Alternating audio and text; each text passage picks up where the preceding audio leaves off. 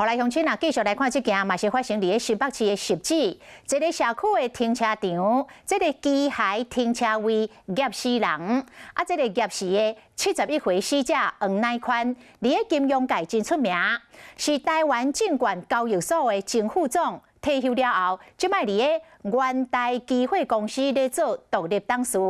当时伊互发现的时阵，是夹伫个变形的车门，甲机械停车位的车条的中，腹肚伤一个真正力，紧急送病院抢救14点钟，也是救无倒来。这件意外是机械故障，也则是操作了无好势，爱搁进一步调查。1、2、3，再来，1、2、3。用锁甲车揪掉咧，相对嘛出力要甲车身绑起来，因为有人吊伫车门边啊。你跟岳翔负责下半身，崇哥跟浩凯上半身。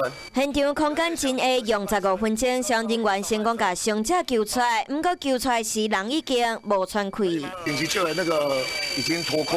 不过上尾老先生由原重伤过身，过年初6互机械车位夹死，死者是70岁前证交所副总黄乃宽，涉事破事下经历完整，伫金融款资料嘛真丰富。退休了后，即马担任元大机会督董。听管理员说他是已经出来了，然后他又把它降下去的时候，可能没有操作好啦。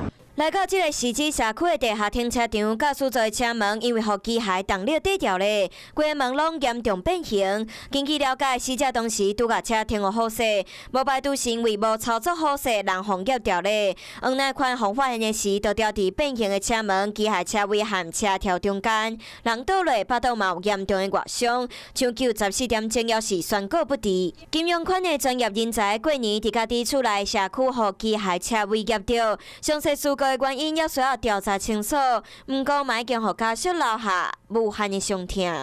有事没事赶紧转开华视，还没有订阅华视的 YouTube 频道吗？赶紧按赞、订阅、开启小铃铛，我们华视 YouTube 见。